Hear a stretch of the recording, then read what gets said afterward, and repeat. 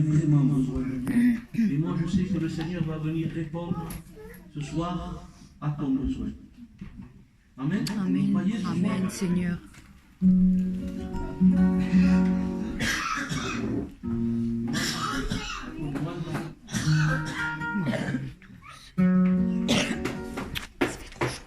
Ah, il fait trop chaud. Gloire à toi, Jésus. Il faudrait qu'ils ouvrent un peu la porte. Hein?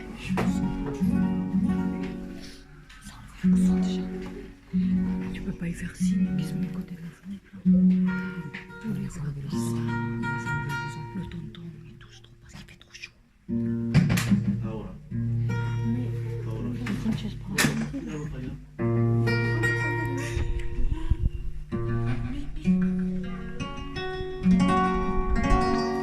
Si vous connaissez ce chant, j'aimerais que l'Église puisse se lever ce soir. Je vous le dis en vérité, Dieu m'a donné. Ce soir, je sens la présence du Seigneur au milieu de nous. Et je sais que Dieu veut nous bénir véritablement. Amen.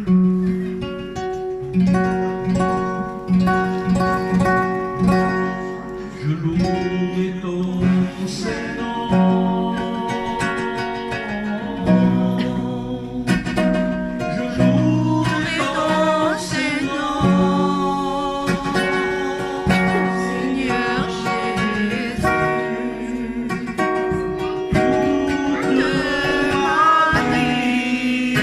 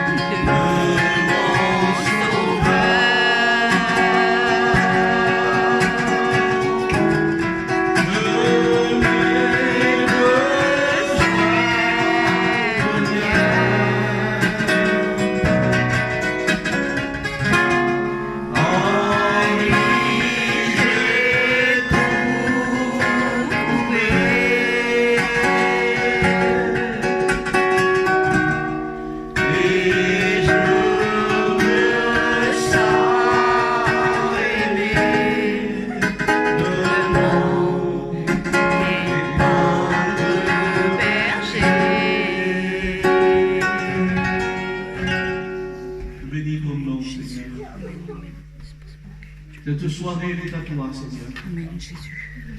Cette soirée, je veux la déposer entre tes mains. Amen, Amen, Jésus.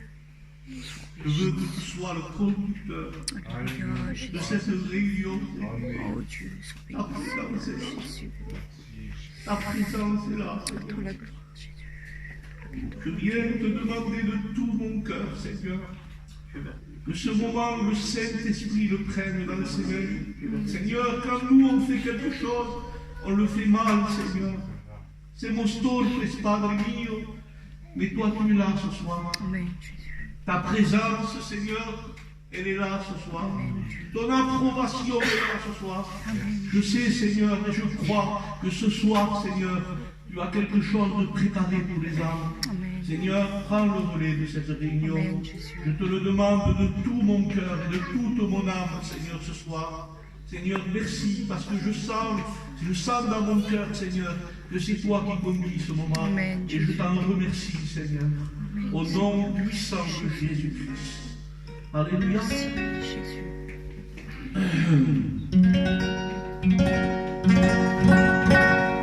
La sangre de Cristo tiene el poder,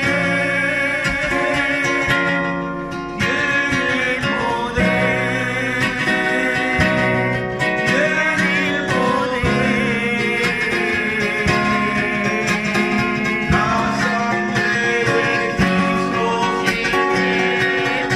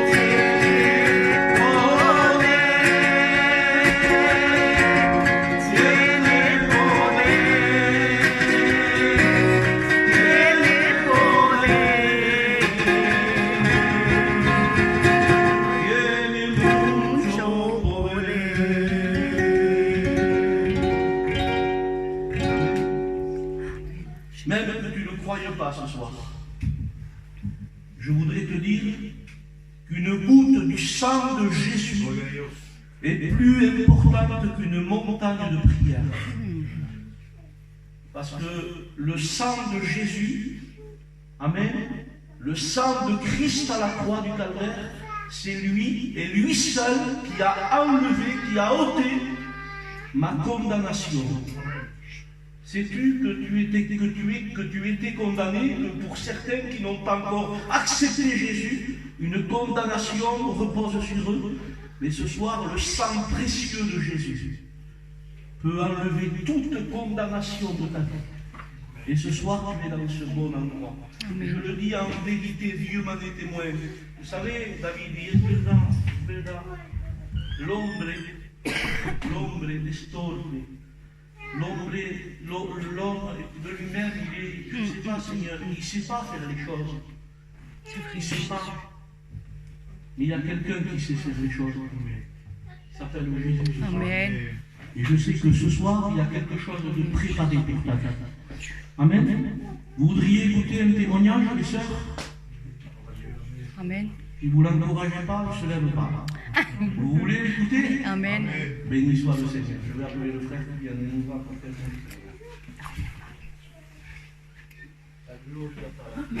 Elle est partie. Je sais pas. Ah, c'est toi? Je suis content d'être parmi vous ce soir. Moi, je suis quelqu'un qui reprend mon chanson tous les temps. Ce monde m'a fait faire beaucoup de choses qui sont la gloire de Dieu. Et un jour, je suis tombé malade. Je suis resté avec ce que je vous dois et j'ai eu un cancer. Et je bénis Dieu. Ça va paraître curieux, mais je bénis Dieu qui m'a donné cette maladie. Parce que à travers cette maladie, je l'ai rencontré à lui. Et lui, il a changé complètement ma vie. Amen. Il a transformé mon cœur. Amen, Jésus. J'étais quelqu'un qui était angoissé. J'étais quelqu'un qui avait des pensées du suicide. Et bien le Seigneur, il m'a tout enlevé. Mon foyer était détruit. Et bien le Seigneur, il me l'a reconstruit. Je vous dis la vérité, il n'a pas mieux que Dieu. À l'époque, j'étais jeune, j'avais que 26 ans. Bon, je suis encore jeune aujourd'hui, j'ai 34.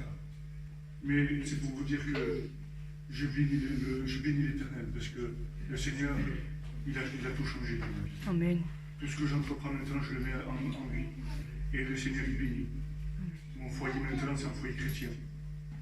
Moi et ma compagne, nous sommes baptisés. On suit le Seigneur. Avec la grâce de Dieu, comme on peut, avec nos difficultés, nos problèmes. Mais le Seigneur est béni. Je vous dis la vérité, je ne pourrais pas me revoir maintenant vivre sans Dieu. Parce que je sais ce que j'étais. Et je ne voudrais pas retourner à ce que j'étais. La seule chose que je voudrais te dire à toi, qui n'a pas fait la rencontre avec Dieu, qui n'a pas fait d'expérience avec Dieu, n'attends pas d'avoir un gros problème qui arrive sur toi. N'attends pas que tu sois frappé par la maladie ou que tu sois frappé par n'importe quoi. N'attends pas que le problème arrive sur toi. Comme peut-être que tu n'auras pas la force de prier à Dieu. Ce soir, aujourd'hui, ce soir, c'est un jour de grâce avec toi. Le Seigneur, il a dépassé son serviteur. Et ce soir, la grâce va être annoncée.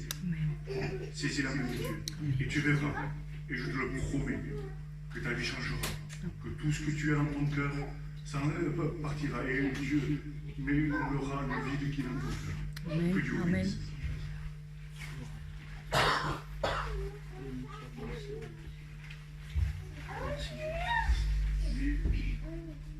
Avant de laisser passer le frère pour un autre mot de témoignage, je sais que je l'ai raconté ici, mon témoignage, mais pour certains, et je voudrais en revenir avant de vous raconter ce témoignage-là, je voudrais en revenir que, comme j'ai dit au départ de la réunion,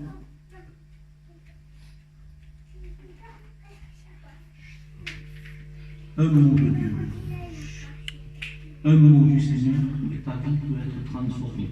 Amen. J'étais un garçon dans un foyer qui était né au milieu des réunions. J'ai mon père qui auprès du Seigneur. À cette époque, il prêchait déjà la parole de Dieu depuis de nombreuses années. Je le dis parce que c'est vrai, je n'ai pratiquement jamais, hiver comme été, jamais quitté mes parents. On était ensemble en hiver, et quand on prenait les caravanes en été, eh bien on partait ensemble, je n'ai jamais quitté mon père. Mais ça ne faisait pas de moi un chrétien. Si vous auriez vu mes frères et sœurs, et je le dis en honte aujourd'hui, David, je sais que c'est vrai, avec ma petite apparence, si vous aviez vu le foyer que je vivais, moi, vous ne l'auriez pas cru, le foyer que je vivais. C'était un foyer où il n'y avait uniquement que des problèmes et des batailles. Chez moi, il n'y avait pas autre chose.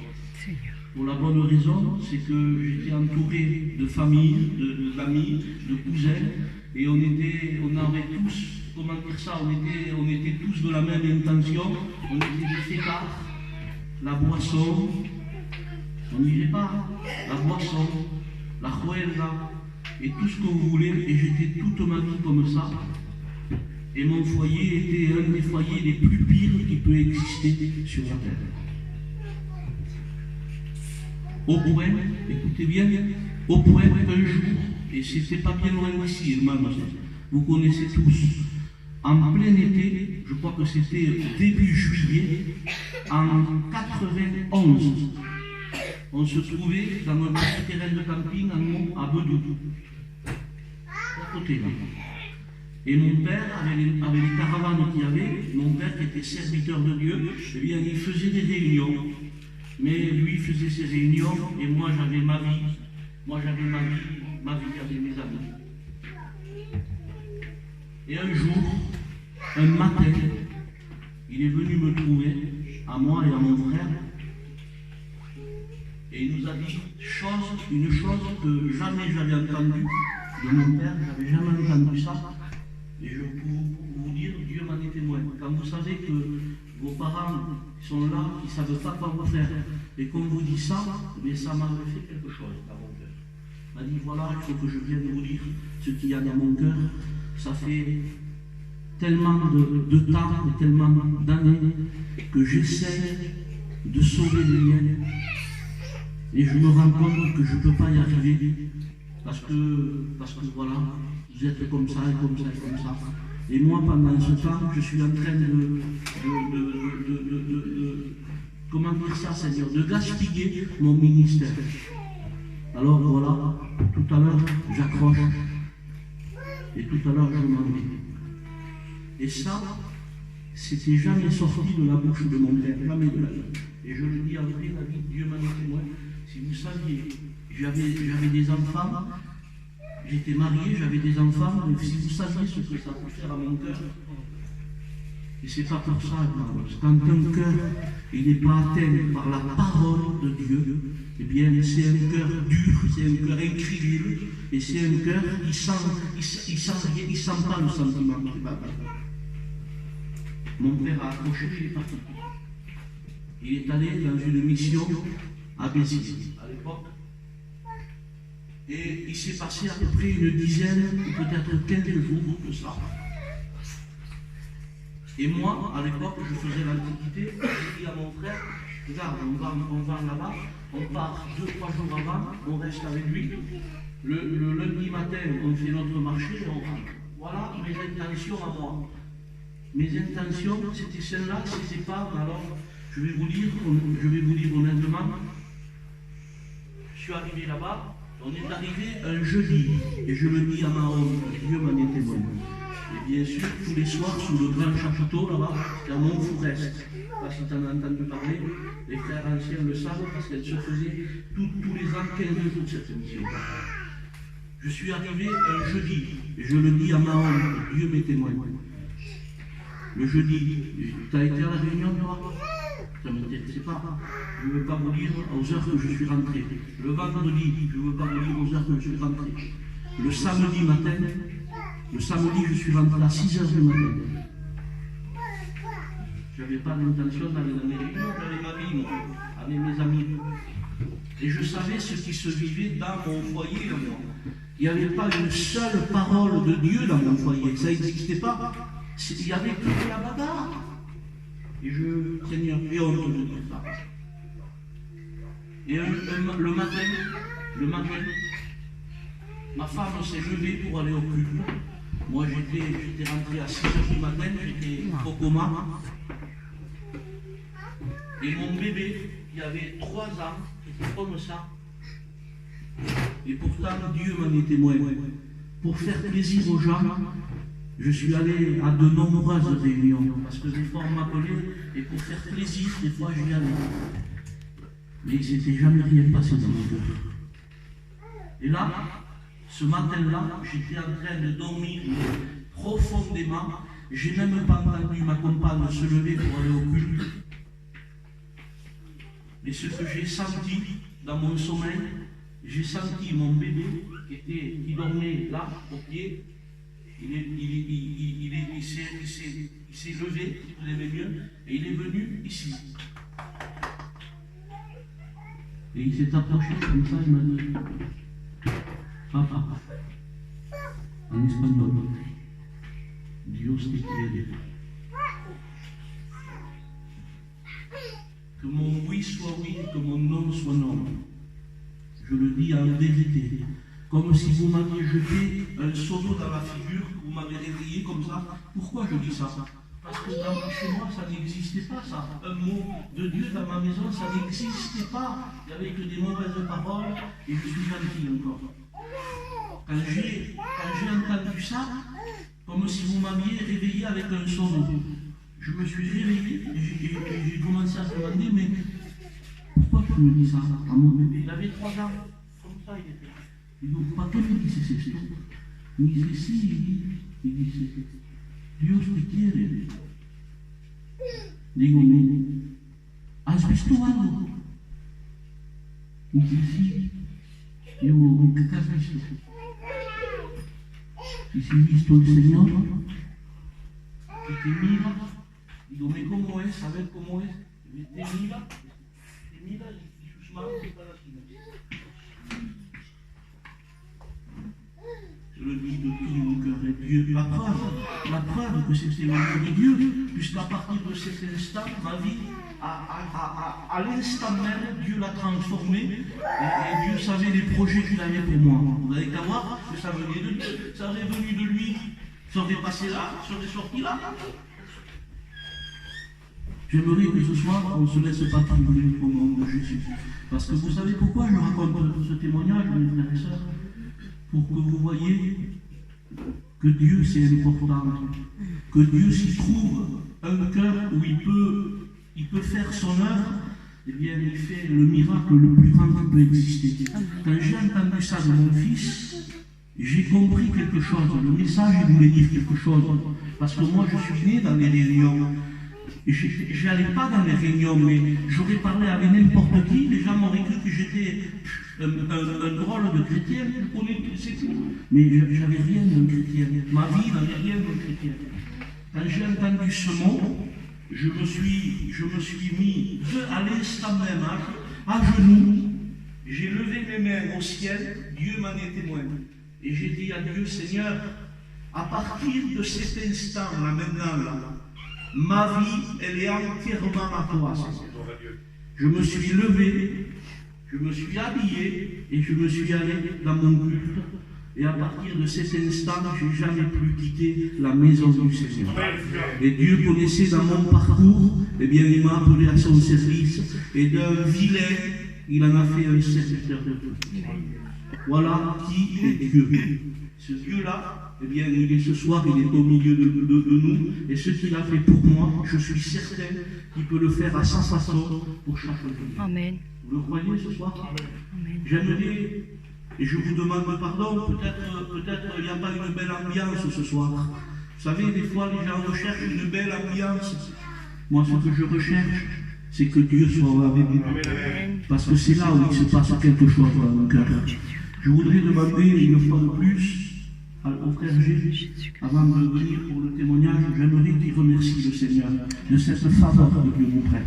Amen, Jésus. Seigneur mon Dieu, merci encore, Seigneur, de ce cadeau. Seigneur, ce cadeau immérité que tu nous fais encore dans cette soirée, Seigneur. Seigneur, ce cadeau que tu m'as fait aussi à moi un jour, Seigneur, de pouvoir te faire connaître à moi, Seigneur mon Dieu. Et Seigneur, dans cette soirée que tu trouves ici, Seigneur Jésus, Seigneur, celui que je cherche, Seigneur, eh bien, il te trouve. Et dans cette soirée, Seigneur, tu es dans ce lieu. Et je te remercie pour tout ce que tu vas faire. À toi toute la gloire, Jésus. Merci, Sauveur. Amen, Jésus, Amen, Sauveur.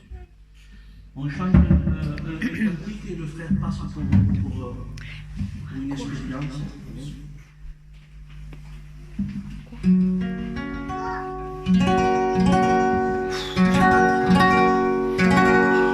Je suis heureux car Jésus m'a sauvé.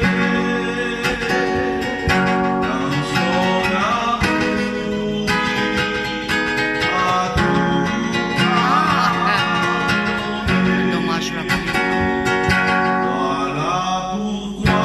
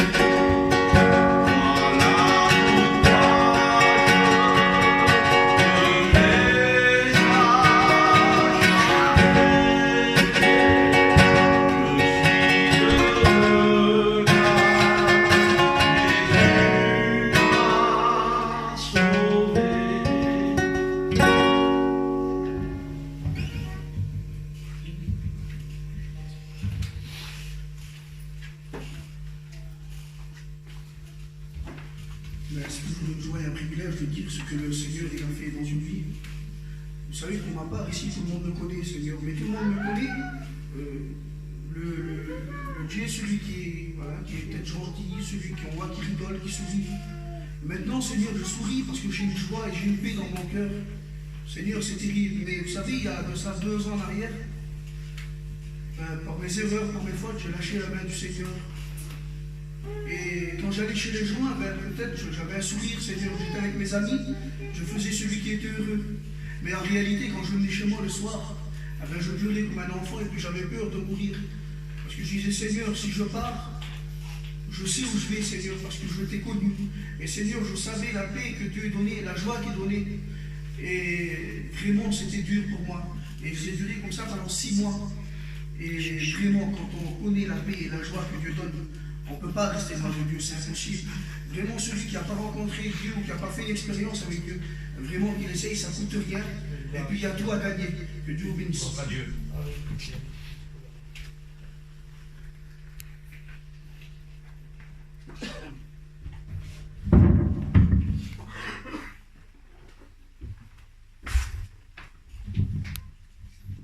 Gloire à Dieu. Merci Seigneur.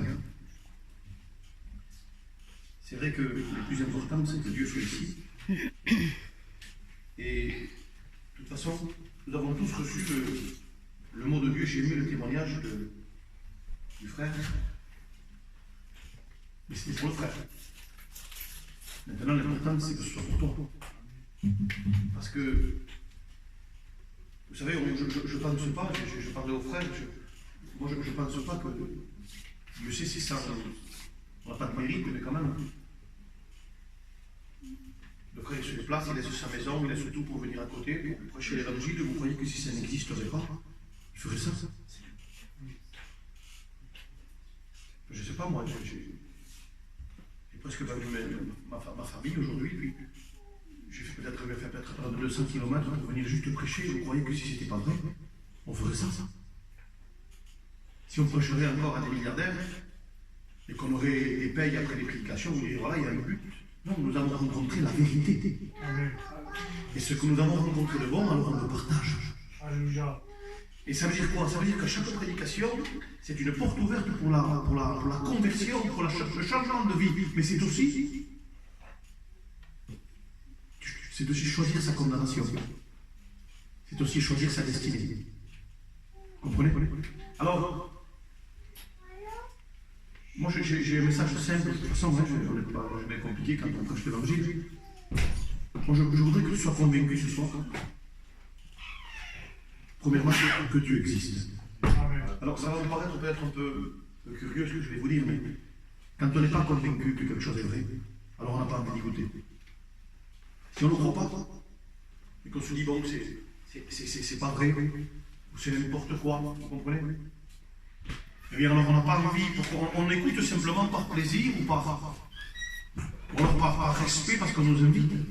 Mais quand on n'est pas convaincu que Dieu existe, eh bien automatiquement on continue à vivre notre vie. Mais je crois qu'on est là au bon endroit, et nous, on sait aussi à dire aux gens que Jésus est la vérité, que c'est une réalité. Que nous n'avons pas rencontré une réunion, ni un local, un lieu, on a rencontré Jésus. C'est complètement différent. On l'a trouvé lui. Vous comprenez? Parce qu'il y en a beaucoup la vie chrétienne, il la renferme dans venir à la réunion, lever sa main à l'appel, prier de temps en temps, lire la Bible. C'est pas ça être un chrétien. C'est pas vrai ça. Ça, c'est avoir changé le style de vie. On ne remonte plus, on ne fume plus, on ne sort plus, on ne boit plus. Mais tout ça, c'est un style de vie. Non, il faut trouver Jésus. Vous savez, des messages, ça fait quand même avec le frère, ça fait quelques années qu'on prêche l'évangile. Moi, ça fait 22 ans plutôt que je prêche l'évangile.